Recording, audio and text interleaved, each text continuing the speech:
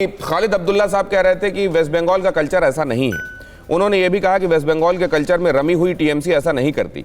क्या वेस्ट बंगाल के कल्चर में रंगे हुए लेफ्ट के लोग नहीं रहे हैं? क्या वेस्ट बंगाल के कल्चर में 30 साल तक कांग्रेस ने वहां जब सब किया राज तो सब कुछ ठीक था? क्या तृणमूल कांग्रेस के लोगों को ये क्लीन चिट दी जा सकती है कि उनका किसी वायलेंस में कहीं पर किसी भी तरीके की अतिरेक में कहीं कोई हाथ नहीं है? क्या रोहित चहल साहब, लेकिन नाम लिखकर धमकाया जा रहा है, ये तो थोड़ा समझ में नहीं आ रहा है। नाम लिखकर नहीं धमकाया जा रहा, नाम लेकर धमकाया जा रहा है। जिस तरीके से आपने देखा ममता जी के द्वारा मंच के ऊपर से हमारे माननीय राष्ट्रीय अध्यक्ष जेपी नड्डा जी के बारे में जिस तरीके आप शब्दों का प्रयोग किया गया, उसके अलावा जिस तरीके से अमित शाह जी को लगातार उनके बारे में उनका हेलीकॉप्टर नहीं उतरने दिया, उनके ऊपर जिस तरीके से ईंटों से हमला किया गया जेपी नड्डा जी के ऊपर, वो अपने आप में बताता है कि टीएमसी के गुंडों के द्वारा ममता जी की जो है वो जो टीएमसी है वो टीएमसी की फुल फॉर्म क्या है? टेरर मेकिंग मशीन, जिसकी मालकिन जो है ममता जी हैं, जो टेररिस्ट पैदा कर रही है, लगातार धमकाने का हमारे एमएलए को फांसी पे लटका दिया सामने। जिस तरीके से कार्यकर्ता और राष्ट्रीय अध्यक्ष, सबसे बड़ी पार्टी के राष्ट्रीय अध्यक्ष पे हमला कर रहे हैं, इससे ज्यादा क्या आपको सबूत चाहिए? तो ये अपने आप में बताता है कि बांग्लादेशियों के सहारे ममता जी इस समय टिकी हुई है। ममता जी का एक ही नारा है, एक ही काम है, इस समय बांग्लादेशियों को लाओ, उनके वोट बनाओ और अपने वोट बढ़ाओ।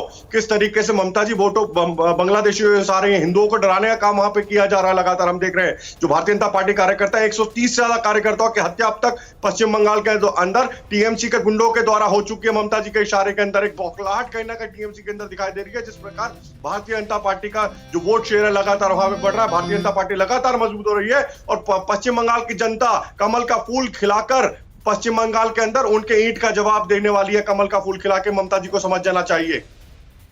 लेकिन ये जाहिर है आज के दौर में जब नज़ीरें होती हैं, ये सब नज़ीरें हैं बाकी स्टेट्स के लिए, बाकी लोगों के लिए, क्या वो लोग जो पॉलिटिक्स में हैं उनको और ज़्यादा अपने बिहेवियर को सार्वजनिक जीवन में क्या ऐसा नहीं रखना चाहिए कि वो नज़ीर बने और आदर्श नज़ीर? या फिर ये सत्ता है गौतम दा और ये for power everything is right? नहीं, देखिए, ये तो दुर्भाग्य की बात है कि पश्चिम बंगाल में चुनाव जब आता है तब उसका इतिहास रक्त रंजित होता ही है। तो हर बार आपने तो जिक्र ही किया कि वामपंथी का ज़माना था, तब भी होते थे। तब ममता जी कांग्रेस के साथ थे, कांग्रेस के साथ वो मंत्री भी रहे।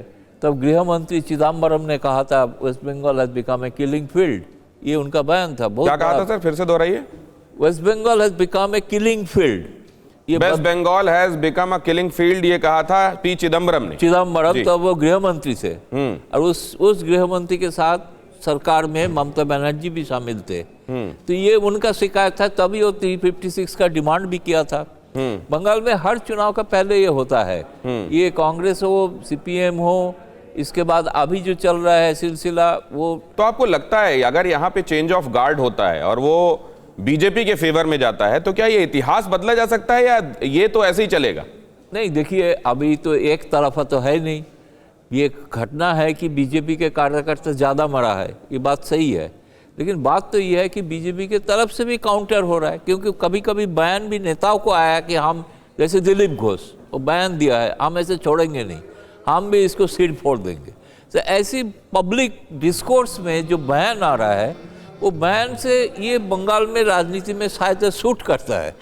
मुझे लग रहा है ये इसका परिवर्तन होगा कि नहीं, ये बोलना बड़ा मुश्किल है। इसके लिए जो करना चाहिए वो अभी तक कोई करते नहीं है, क्योंकि चुनाव के दौरान ये बात होता है।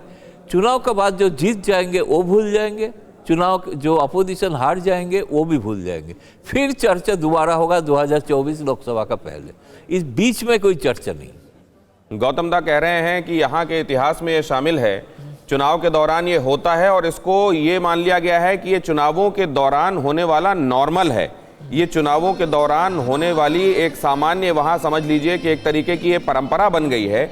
लेकिन क्या इस परंपरा को तोड़े जाने की आवश्यकता नहीं है? और क्या भारतीय जनता पार्टी इस बात को सामने रखकर चल रही होगी? क्योंकि फिलहाल जैसा कहा जा रहा है, वाकई भारतीय जनता पार्टी के नेताओं की तरफ से भी काउंटर हो रहा है। क्या इस समय वो काउंटर सिर्फ काउंटर करने के लिए दिए गए स्टेटमेंट्स हैं या वाकई ये इसमें आने वाले दिनों में कुछ चेंज दिखाई देता है? अड़ी सोमवार से शुक्रवार शाम 6 बजे सिर्फ TV9 भारतवर्ष पर।